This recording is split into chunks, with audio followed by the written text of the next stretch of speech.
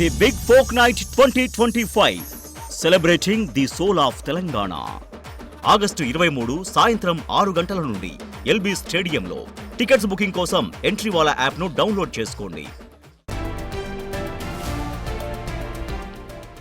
ఏపీలో సంచలనంగా మారిన గండికోటలో మైనర్ విద్యార్థిని హత్య కేసులో కీలక ఆధారాలు లభ్యమయ్యాయని తెలిపారు డీఐజీ కోయ ప్రవీణ్. ఈ హత్యకు సంబంధించిన అన్ని వివరాలు సాయంత్రం వెల్లడిస్తామన్నారు. ఈ కేసులో కీలక నిందితుడిగా అనుమానించిన లోకేష్ ఈ హత్య చేయలేదని చెబుతున్న డీఐజీ కోయ ప్రవీణ్తో మా ప్రతినిధి Shiva face to face.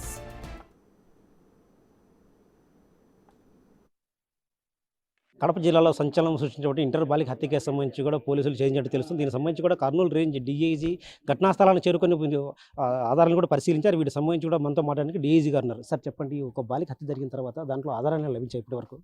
And కీలకమైన ఆధారాలు ఈరోజు మనకి 12 గంటల సమయంలో లభించాయండి. దాని మీద దర్యాప్తు, దాని మీద అన్వేషణ జరుగుతూ ఉంది. సాయంత్రం కల్లా మీకు పూర్తి వివరాలు ఎస్పీ గారు, డిఎస్పీ గారు మీకు తెలియజేస్తారు. అంటే లోకేష్ ఇక్కడి నుంచి వెళ్ళిన తర్వాత తను హత్య చేయలేదన్నట్టు ఆధారాలు లభించాయంటారు. తను సీసీ ఫుటేజ్ రికార్డ్ అయింది. అంటే లోకేష్ తర్వాత ఇక్కడికి ఎవరైనా వచ్చారా వాళ్ళ అని చెప్తామండి, సాయంత్రం చెప్తాం. ఇప్పుడు ఈ స్టేజ్లో మనం ఏం చెప్పలేం. లోకేష్ అయితే రావడం జరిగింది. ఆయన వచ్చి 20 నిమిషాలు ఈ ప్రాంతంలో ఆ బాలిక అమ్మాయి యువతి కోసం వెతికిలాడినట్టయితే మనకి ఉన్న సీసీ ఫుటేజ్ ప్రకారం మనం చెప్పగలుగుతాం. కానీ ఎట్లా హత్య జరిగింది అనేది మనకి ఇంకా పూర్తిగా అన్ని కోణాల్లో దర్యాప్తు చేస్తున్నాం. కీలకమైన ఆధారాలు అయితే ఈరోజు మధ్యాహ్నం 11-12, ఈరోజు ఉదయం 11-12 గంటల మధ్య కీలకమైన ఆధారాలు లభించి దానిపై పూర్తి దర్యాప్తు చేస్తున్నాం. సాయంత్రానికల్లా మేము ఛేదిస్తామని మేము ఒక ప్రగాఢ విశ్వాసం వ్యక్తం చేస్తాం. సార్, వాళ్ళ కుటుంబ సభ్యుల పాత్రపై ఏమైనా ఏమీ చెప్పే పరిస్థితులు లేవండి. మాకు ఆధారాలు లభించాయి, ఏమిటనేది సాయంత్రానికి మేము ఛేదిస్తాం. ఓకే. వైష్ణవి హత్య కేసులో ఇప్పటికైతే మాత్రం ప్రాథమిక ఆధారాలు సేకరించడం తెలుస్తుంది. అయితే లోకేష్ పాత్రపై కూడా పోలీసులు పూర్తిగా నిర్ధారణకు వచ్చారు. తన పాత్ర లేదన్నట్లు కూడా ఇప్పటికే ప్రాథమిక అంచనా వేశారు. అయితే దీనికి సంబంధించి మరెవరైనా ఉన్నారనే పాత్రపై కూడా ఇప్పటికే ఆధారాలు సేకరించాం. ఈ మధ్యాహ్నం సమయంలో వీటిని పూర్తిస్థాయి ఆధారాలతో జిల్లా ఎస్పీ వివరిస్తారని చెప్తున్నారు. కెమెరా పర్సన్ సుదర్శన్తో శివ, బిగ్ టీవీ, గండికోట నుంచి. రైట్. కడప జిల్లా గండికోటలో నిన్న ఒక యువతి అంటే మైనర్ బాలిక హత్యకు గురైంది. సో ఆ బాలిక వెంట వచ్చినటువంటి లోకేష్ అయితే ఈ హత్య చెయ్యలేదు అని అయితే పోలీసు అధికారులు నిర్ధారణకు వచ్చారు. అదే విషయం కూడా స్పష్టం చేస్తున్నారు. అయితే అత్యాచారం జరగలేదు, ఇది హత్య అంటూ కూడా పోలీసులు చెప్తున్నారు. ఈ సాయంత్రం పూర్తి వివరాలు వెల్లడిస్తామంటున్నారు. సో నిన్నటి నుంచి ఏం జరిగింది, ఆ అమ్మాయి ఎలా చనిపోయింది, ఎవరు చంపేశారు, దట్టు అమ్మాయి వివస్త్రగా పడి ఉండడం కూడా అనేక అనుమానాలకు తావిస్తుంది. కానీ ఎవరైతే ఆ అమ్మాయి వెంట వెళ్ళారో ఆ లోకేష్ అనేటువంటి వ్యక్తి మళ్ళీ అక్కడ లేకపోవడం, వెళ్ళిన తర్వాత లోపల ఆల్రెడీ కుటుంబ సభ్యులు ఉన్నట్టుగా కూడా అనుమానాలు వ్యక్తం చేస్తున్నారు. సో కుటుంబ సభ్యుల పాత్ర ఉందా, కుటుంబ సభ్యులే చేశారా, లేదంటే కుటుంబ సభ్యులు అక్కడికి ఎందుకు వెళ్ళారు, వీళ్ళిద్దరూ వైష్ణవి అండ్ లోకేష్ ఇద్దరు గండికోటకు వెళ్ళినటువంటి సమాచారం ఎవరైనా వాళ్లకు అందించారా, ఆ సమాచారం తెలుసుకొని వాళ్ళు అక్కడికి వెళ్ళారా, వెళ్ళి అక్కడ వైష్ణవి పైన చేయి చేసుకున్నారా, లేకపోతే లోకేష్ని అక్కడి నుంచి పంపించారు, ఇవన్నీ కూడా అనేక క్వశ్చన్స్ అయితే రైజ్ అవుతున్నాయి. సో ఎట్లా జరిగింది, కుటుంబ సభ్యులు ఎందుకు హత్య చేస్తారు, ఒకవేళ కుటుంబ సభ్యులు అక్కడ ఉన్నా కూడా కుటుంబ సభ్యులు హత్య చేస్తారు అనేది కూడా ఎందుకు చేస్తారు, సో వాళ్ళకి అంత ఆగ్రహం ఏముంటుంది, మహా అయితే సరే వద్దని చెప్తారేమో, ఆ అబ్బాయితో తిరగవద్దు లేకపోతే అబ్బాయితో వెళ్ళొద్దని చెప్తుంటారేమో, కానీ హత్య ఎందుకు చేస్తారు, హత్య ఎందుకు చేస్తుంటారు కుటుంబ సభ్యులు అనేవి కూడా అనుమానాలు వస్తున్నాయి. సో అవన్నీ కూడా పూర్తిగా పోలీసులు సమాచారం చెప్తానంటున్నారు. డీఐజీ ప్రవీణ్ కూడా బిగ్ టీవీతో మాట్లాడారు. సో అదే అంటే పూర్తిగా కావాల్సినటువంటి ఆధారాలు లభించాయి. హత్య ఎవరు చేశారు, హత్యకు ఎవరు పాల్పడ్డారు, ఎందుకు హత్య చేశారనే దానిపైన దాదాపుగా ఆధారాలు అయితే లభించాయి. ఆ ఆధారాలని కూడా సాయంత్రం ఆ కీలక ఆధారాలు మీడియా ముందు వెల్లడిస్తామని చెప్తున్నారు డీఐజీ ప్రవీణ్.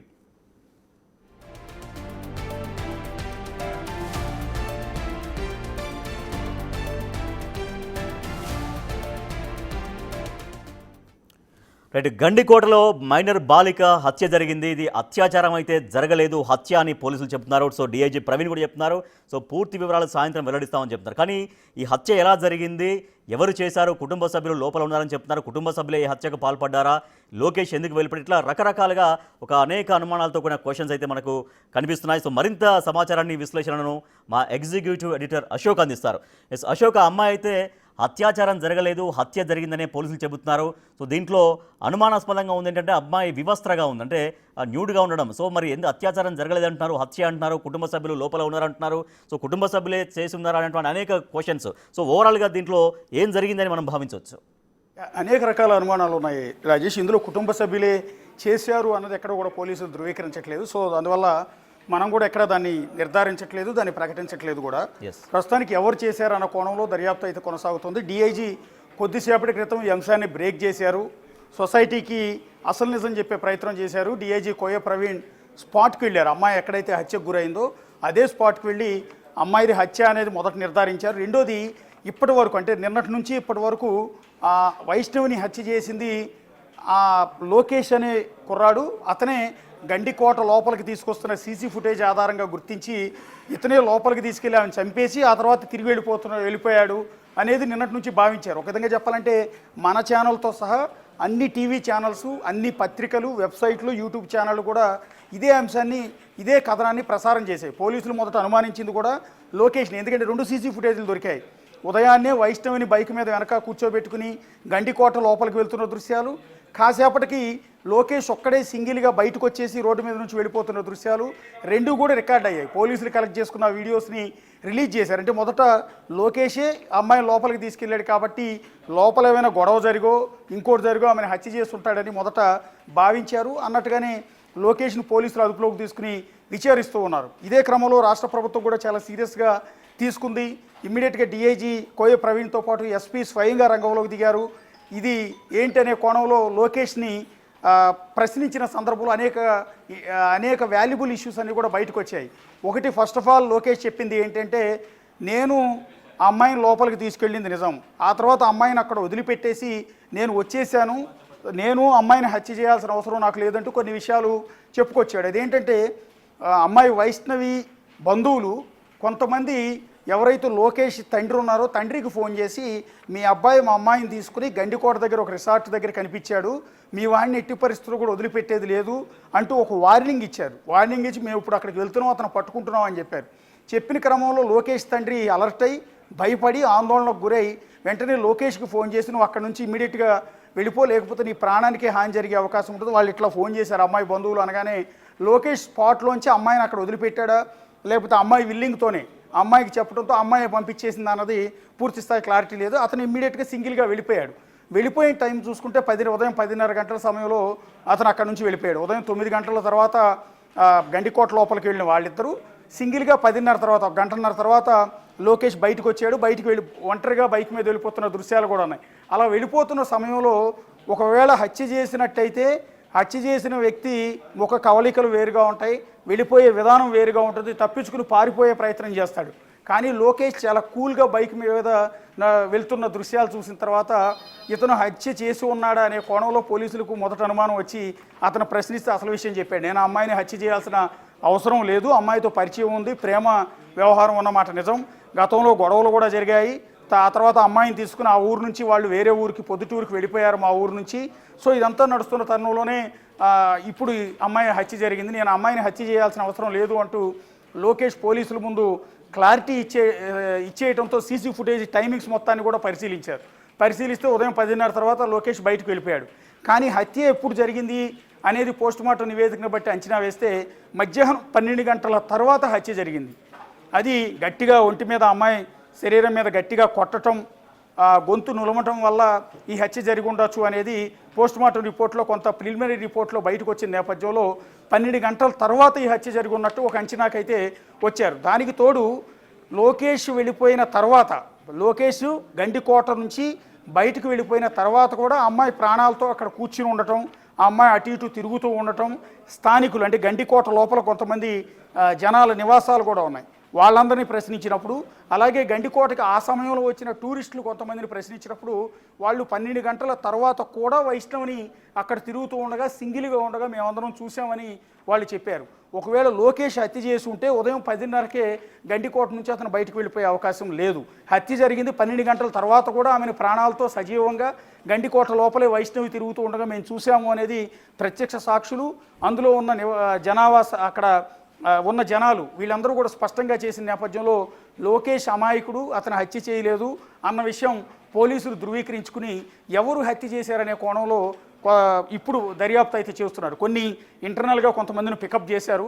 కాకపోతే ఇది ఏంటంటే చాలా సెన్సేషన్ ఇష్యూ, ఆడపిల్లకి సంబంధించిన ఇష్యూ, కుటుంబానికి సంబంధించిన ఇష్యూ కాబట్టి వాటిని పాయింట్ అంటే లోకేష్ ఇద్దరు కలిసి వెళ్ళారు కాబట్టి ఆ అమ్మాయిని, సరే మనం అన్నట్టుగా కుటుంబ సభ్యులను మనం కూడా ఇప్పుడు నిర్ధారణ చెప్పలేము, వాళ్ళు పోలీసు అధికారులు చెప్పాల్సిన విషయం. అయితే ఎవరైతే హత్య చేశారో ఆ హత్య లోకేష్ పైన ఆపాదించే ప్రయత్నం చేయడానికి ఉపయోగించుకున్నారా ఆ సందర్భాన్ని ఏమన్నా అనేటువంటి డౌట్ కూడా. ఖచ్చితంగా ఆల్రెడీ ఎవరైతే వైష్ణవికి అన్నయ్య వరుస అయ్యే వ్యక్తి ఒక అతను, బహుశా వాళ్ళ పేర్లు మనం పోలీసులు రివీల్ చేయకముందు చెప్పకూడదు, ఆమెకు వరుసకి అన్నయ్య అయ్యే వ్యక్తి, సొంత అన్నయ్య కాదు.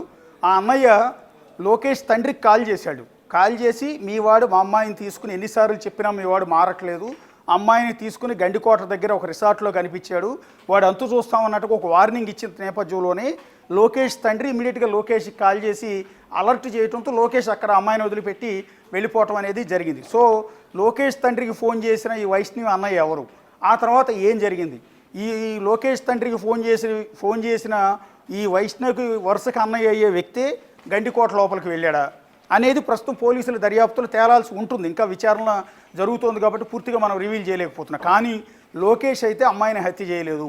కానీ లోకేషే అమ్మాయిని తీసుకొచ్చింది లోకేషే కాబట్టి, సీసీ ఫుటేజ్ ఆధారాలు ఉన్నాయి కాబట్టి ఆమెను చంపేసి ఆ హత్యా నేరం లోకేష్ మీద వేయాలన్న కుట్రతోనే వైష్ణవిని హత్య చేసినట్టుగా దీన్ని బట్టి స్పష్టంగా అర్థమవుతుంది. అంతేకాకుండా వైష్ణవిని లోపలికి తీసుకెళ్ళటం, సీసీ ఫుటేజ్లు అన్నీ రికార్డ్ అవుతాయి.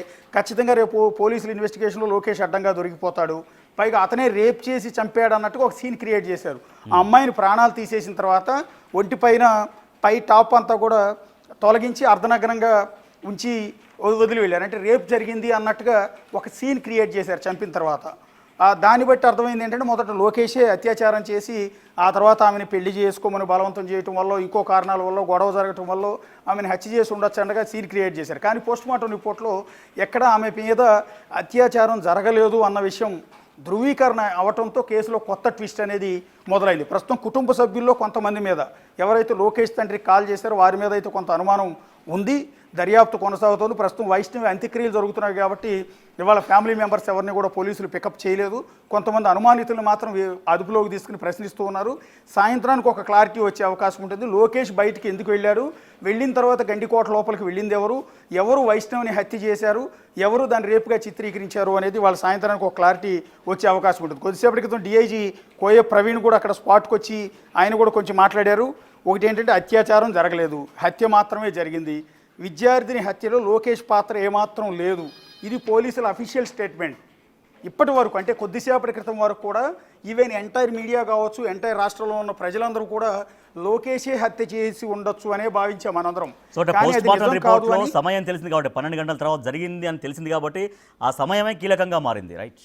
ఎస్, పోస్ట్మార్టం రిపోర్ట్లో కూడా ఒక అంచనాకు వస్తారు. ఎవరు ఒకవేళ కత్తితో పొడిచుంటే ఏ సమయంలో పొడిచి ఉండొచ్చు, ఒక అరగంట అటు ఇటుగా అయినా టైం చెప్తారు. కానీ లోకేష్ ఉన్న సమయంలో హత్య జరగలేదు అనేది ఒకటి. ప్రత్యక్ష సాక్షులు చెప్పింది కూడా లోకేష్ వెళ్ళిపోయిన తర్వాత కూడా వైష్ణవి అక్కడ ఒంటరిగా తిరగటం స్థానికులు గమనించారు, టూరిస్టులు కొంతమంది గమనించారు. వాళ్ళందరూ ఇచ్చిన వాంగ్మూలం సాక్ష్యం ఆధారంగా లోకేష్ వెళ్ళిపోయిన తర్వాత కూడా ఆమె ప్రాణాలతో ఉందని పోలీసులు ధృవీకరించుకున్నారు. అయితే లోకేష్ అక్కడ నుంచి వెళ్ళిపోయిన తర్వాత అదంతా కూడా నిర్మానుష్యంగానే ఉంటుంది. ఊరి చివర గండికోట ఉంటుంది. సరే, గండికోటలో మనుషులు ఉంటారు, కొన్ని ఇళ్ళు అయితే ఉంటాయిలే. కానీ అలాంటి చోట వైష్ణవుని ఒంటరిగా వదిలిపెట్టి లోకేష్ ఎందుకు వెళ్ళిపోయాడు?